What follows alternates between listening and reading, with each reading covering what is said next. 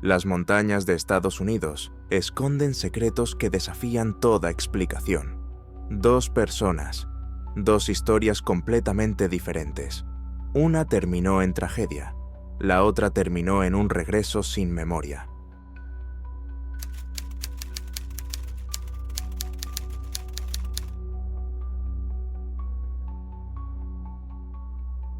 El 7 de agosto de 2013, la fotógrafa profesional Christina Newell llegó al amanecer al mirador de Donnell Vista, en Sierra Nevada.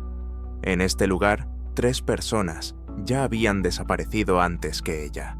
Su coche fue encontrado cerrado con llave. Su teléfono y sus llaves estaban dentro. Christina había desaparecido. 47 días después, solo se encontraron sus zapatos al borde de un acantilado. Christina, fotógrafa profesional especializada en fotografía paisajística, tenía previsto capturar el amanecer sobre el embalse de Donnell, una de las vistas más pintorescas de California. No podía saber que se convertiría en la 4ª persona en desaparecer en este lugar maldito en los últimos 8 años.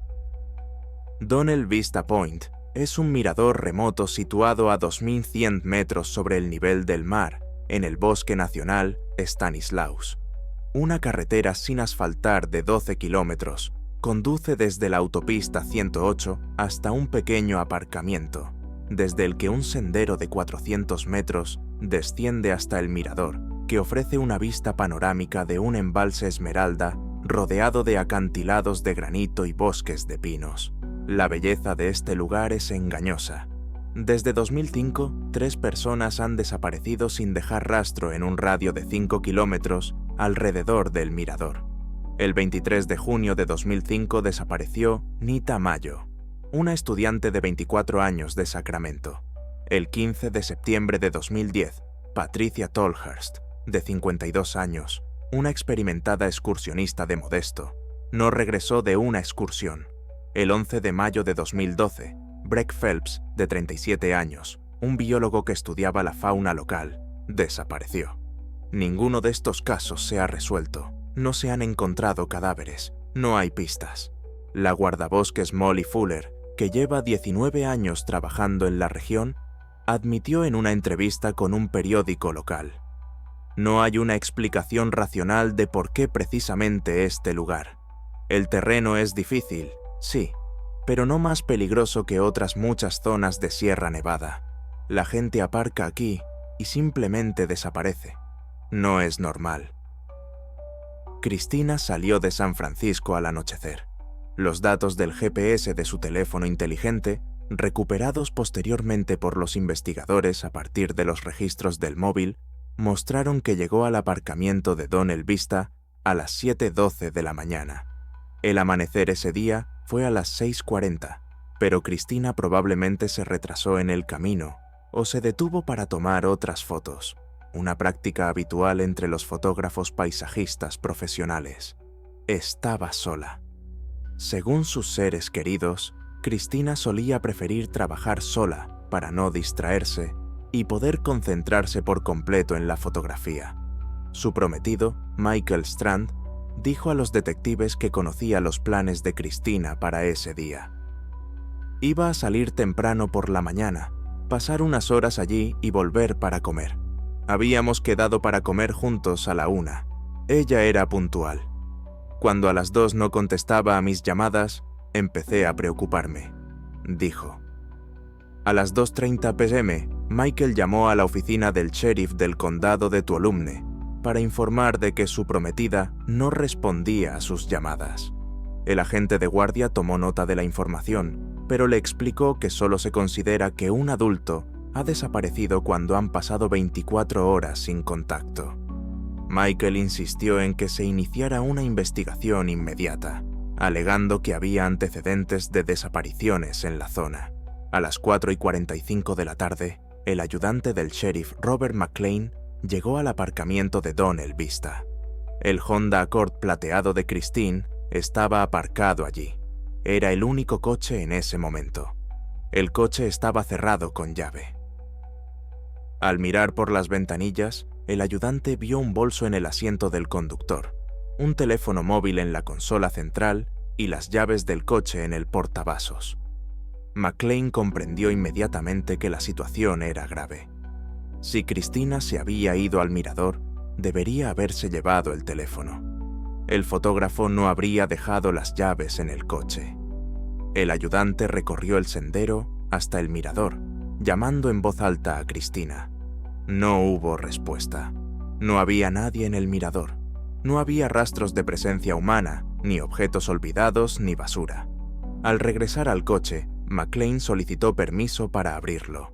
A las 17:30 había otro ayudante y la guardabosques Molly Fuller en el lugar. Abrieron el coche. En su interior encontraron el bolso de Christina con su cartera, documentos y tarjetas bancarias. El teléfono estaba cargado al 73%. La última actividad fue una llamada entrante de Michael a las 12:48 horas, sin respuesta. Las llaves del coche estaban en el portavasos, tal y como había visto el ayudante a través de la ventana. Lo que más desconcertó a los investigadores fue la ausencia de la cámara fotográfica. Los familiares de Christina confirmaron que ella siempre llevaba consigo una cámara reflex profesional Canon 5D Mark III y objetivos intercambiables en una mochila especial. Ni la cámara ni la mochila estaban en el coche. Por lo tanto, se las había llevado consigo. Pero, ¿a dónde había ido? A las 8 de la tarde del 7 de agosto, un equipo de 12 personas trabajaba en el lugar. Ayudantes del sheriff, guardabosques y voluntarios del Servicio Local de Búsqueda y Rescate. El capitán David Morales, coordinador de la operación, organizó el rastreo del sendero hasta el mirador y los alrededores. Se utilizaron potentes linternas y equipos de visión térmica. Se inspeccionó minuciosamente el sendero de 400 metros de longitud. El suelo, pisoteado por miles de turistas a lo largo de los años, no conservaba huellas claras de calzado. Era imposible determinar si Christina había pasado por allí. En el mirador, una gran plataforma de madera con barandilla, no se encontraron objetos personales ni rastros de lucha.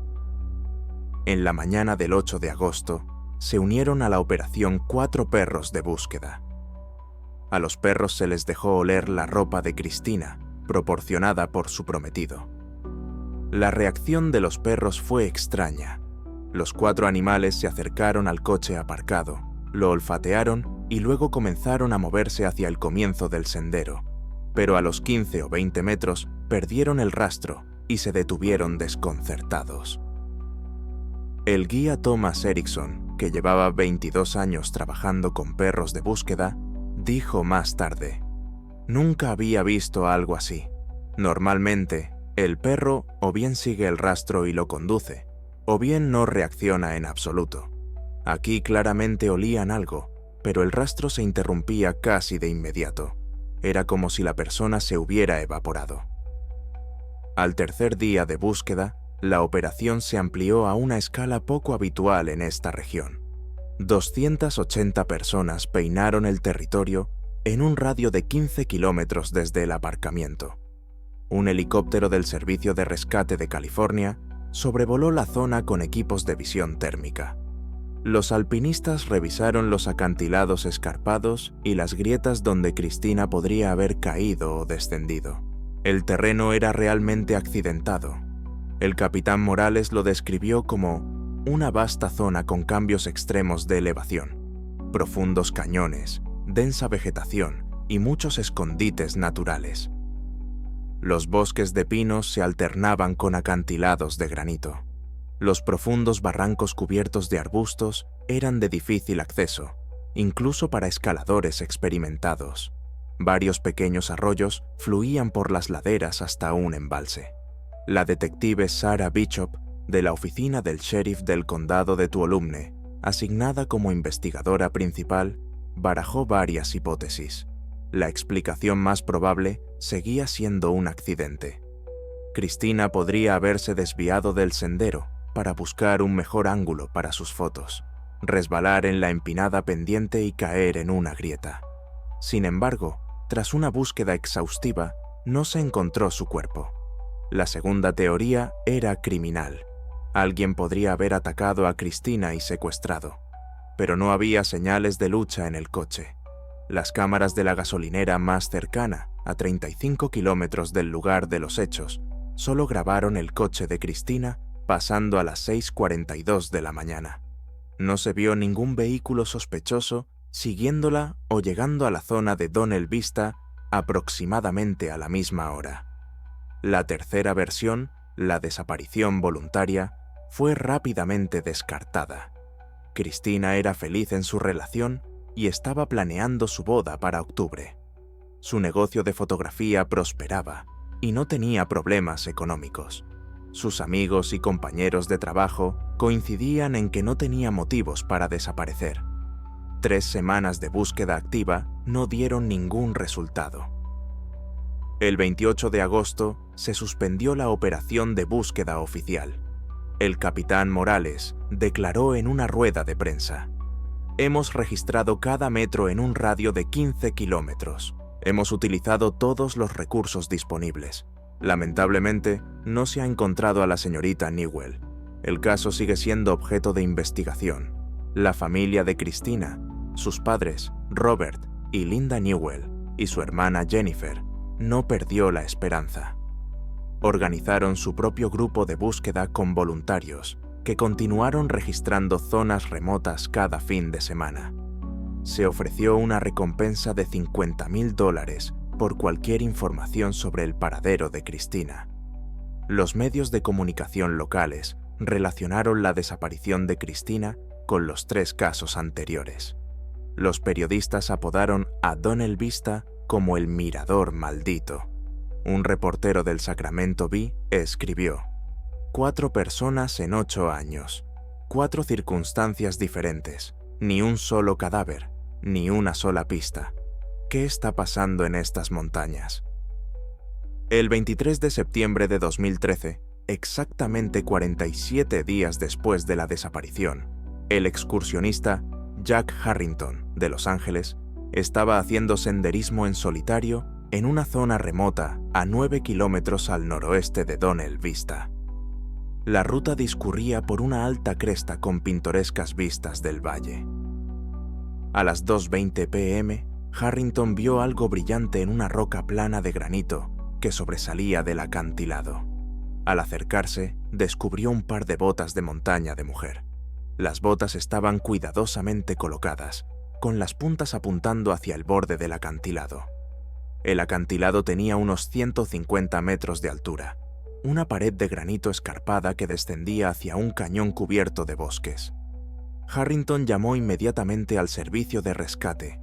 A las 4 en punto, un equipo de investigación estaba trabajando en el lugar. Las botas fueron fotografiadas in situ y luego retiradas para su examen. Eran botas de montaña de la marca Salomon, talla 38, de mujer. Dentro de la plantilla había una etiqueta con el nombre K. Newell. Christina firmaba sus pertenencias, según sus familiares. Los zapatos estaban en relativamente buen estado, teniendo en cuenta que habían estado a la intemperie durante más de 6 semanas. Las suelas estaban desgastadas y había restos de suciedad y vegetación en la parte superior. Los expertos forenses determinaron que los zapatos habían sido colocados allí intencionadamente, y no se habían caído ni habían sido tirados. El hallazgo de los zapatos dio un nuevo rumbo a la investigación. Un equipo de escaladores descendió por el acantilado, revisando cada saliente y grieta. El fondo del cañón, cubierto de espesos arbustos y rocas, fue peinado por equipos con perros. La búsqueda continuó durante 5 días. No se encontró el cuerpo de Christina. Tampoco se encontró ninguna de sus otras pertenencias, ni la mochila con la cámara, ni ropa, ni nada. El detective Bishop consultó a expertos en el comportamiento de personas desaparecidas.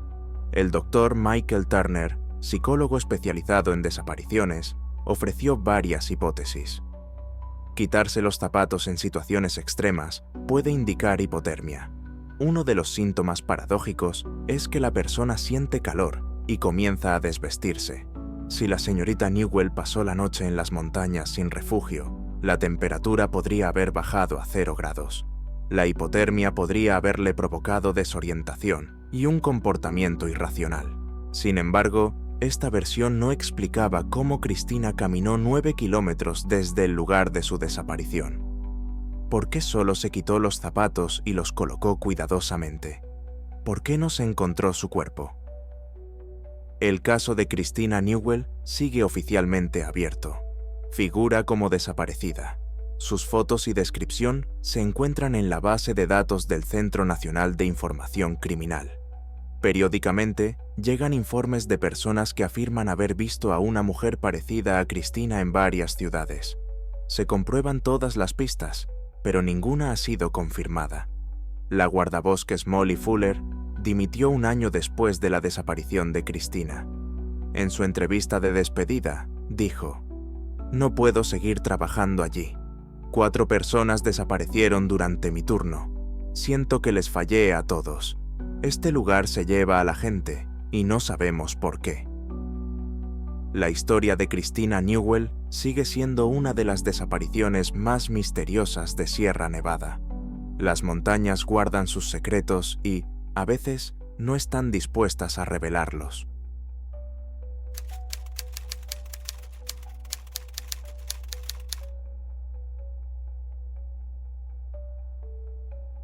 El 2 de octubre, Robert Hansen, geólogo de 24 años y 46 años, se embarcó en una excursión en solitario por la zona de Seven Lakes, en el Parque Nacional Olympic, en el estado de Washington. Para un hombre con 11 años de experiencia en el equipo de búsqueda y rescate de Olympic Mountain Rescue, esta ruta le resultaba familiar hasta el más mínimo detalle. Robert la había recorrido más de 50 veces.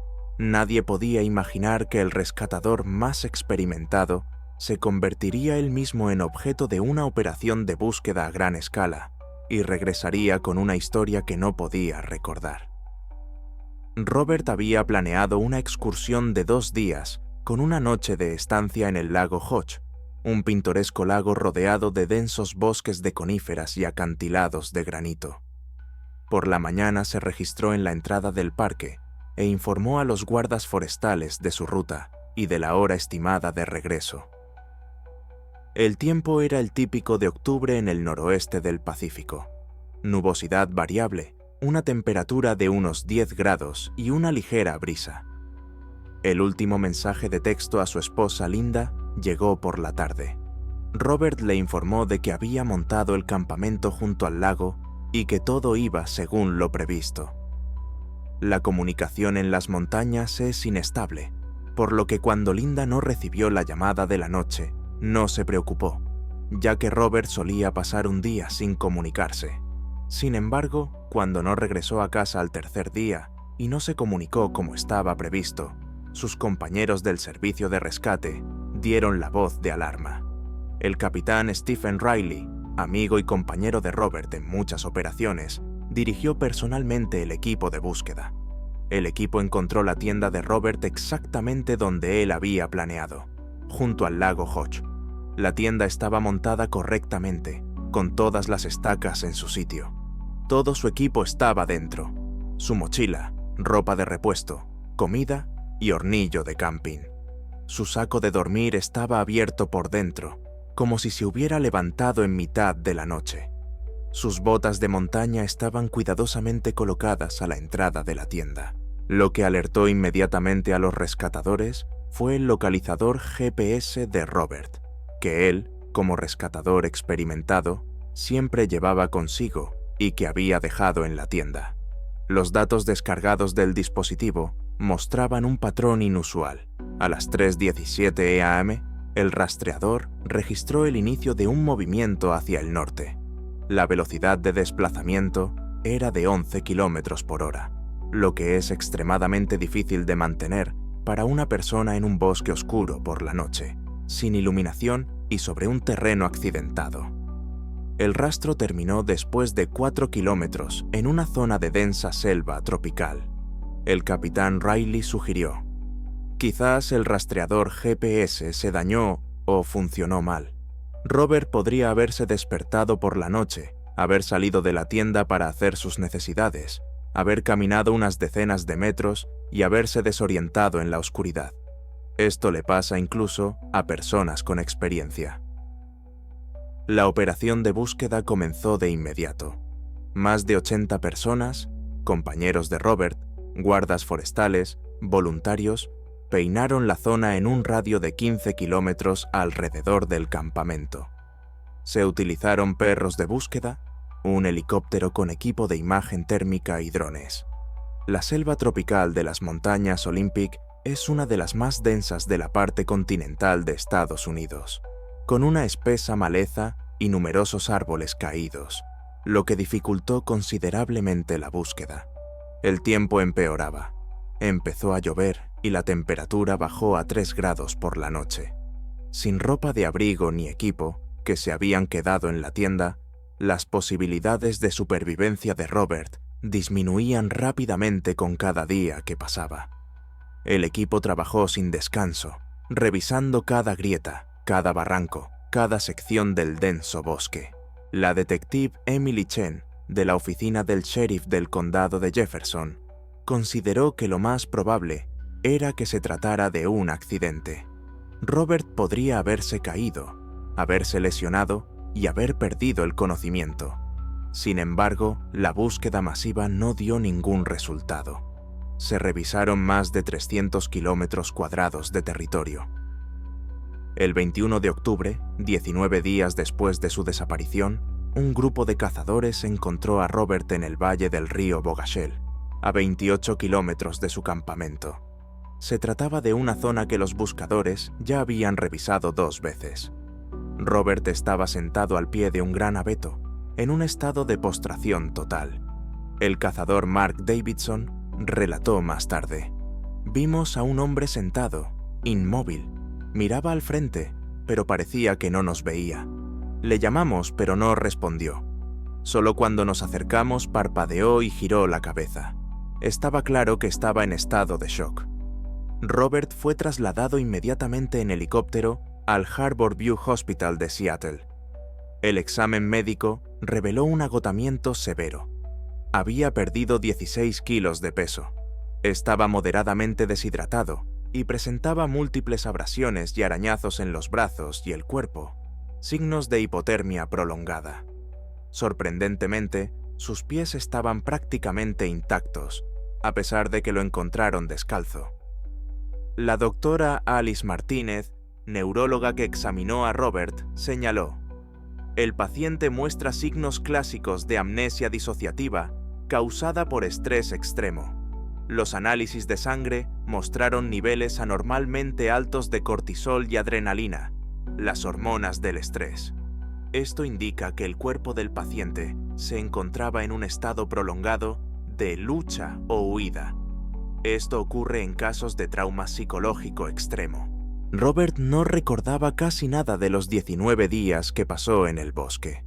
Su último recuerdo era estar durmiendo en una tienda de campaña. El siguiente era estar sentado bajo un árbol mientras unos desconocidos se le acercaban. Todo lo que había entre esos momentos era un vacío. El psicólogo Dr. Kenneth Walsh, especialista en trastornos traumáticos, explicó: «El cerebro se protege de las experiencias insoportables, bloqueando el acceso a los recuerdos traumáticos. Si el señor Hansen experimentó algo que su psique percibió como una amenaza para su existencia, ya fuera un encuentro con un depredador, una caída o vagar durante días en estado de pánico, el cerebro podría borrar estos recuerdos como mecanismo de defensa». Se encontraron 3 arañazos paralelos, cada uno de unos 35 centímetros de largo, en la espalda de Robert. La bióloga del parque Jennifer Cole examinó las heridas y sugirió: «La distancia entre los arañazos es grande. No es un oso. Sus garras dejan marcas más agrupadas. Quizás Robert estaba trepando por un árbol caído con ramas salientes, o resbaló en una roca. En un estado de pánico y desorientación, una persona puede sufrir múltiples lesiones sin darse cuenta». Robert pasó 2 semanas en el hospital, recuperándose físicamente. Su rehabilitación psicológica llevó mucho más tiempo. Un mes después de su regreso, escribió una carta de renuncia al Olympic Mountain Rescue. En su carta a sus compañeros, explicaba: «Ya no puedo confiar en las montañas. Allí perdí algo, no solo mi memoria, sino la parte de mí que se sentía segura en el bosque. Por favor, comprendan mi decisión». Su esposa, Linda, dijo a los periodistas: «Robert ha cambiado. No habla de lo que pasó porque no lo recuerda, pero veo cómo se estremece al oír el sonido del viento, cómo evita mirar las fotos de sus excursiones. Algo pasó allí, en esos bosques, algo de lo que su mente le protege negándose a recordar». La historia de Robert Hansen sigue siendo una de las más misteriosas en los anales de las operaciones de búsqueda y rescate de las montañas Olympic. Un rescatista experimentado que conocía las montañas como la palma de su mano, pasó 19 días en el bosque y regresó sin un solo recuerdo. La ciencia médica explica esto como amnesia traumática, pero la pregunta sigue siendo: ¿qué podría asustar tanto a un hombre que ha dedicado su vida a salvar a otros en estas mismas montañas, que su mente prefiere olvidar todo lo que sucedió? Dos historias, dos desenlaces, un misterio. Christina Newell nunca regresó. Sus zapatos al borde del acantilado, su coche cerrado con las llaves dentro, su desaparición sin dejar rastro, se convirtió en otro misterio sin resolver de Sierra Nevada. El guardabosques que trabajaba en la zona dimitió diciendo: «Este lugar se lleva a la gente y no sabemos por qué. Robert Hansen sobrevivió, pero perdió 19 días de su vida. Su memoria borró todos los acontecimientos que ocurrieron en las montañas Olympic. Un experimentado rescatador que había pasado 11 años ayudando a personas en las montañas nunca volvió a ellas. Perdí algo allí, no solo mi memoria, sino la parte de mí que se sentía segura en el bosque», escribió a sus colegas. Las montañas no dan explicaciones, no se justifican, simplemente existen, antiguas, indiferentes, guardando secretos que la humanidad quizá nunca desvele. Estas historias nos recuerdan que, incluso en nuestra época, en la era del GPS y las comunicaciones por satélite, la naturaleza sigue siendo una fuerza que no comprendemos ni controlamos por completo. Si conoces casos similares o tú mismo has vivido alguna experiencia inexplicable en la montaña, comparte tus vivencias en los comentarios. Suscríbete al canal para conocer más historias reales de desapariciones que desafían la lógica. No olvides activar las notificaciones, porque la siguiente historia puede ser aún más misteriosa. Cuídate en las montañas. La naturaleza no perdona los errores.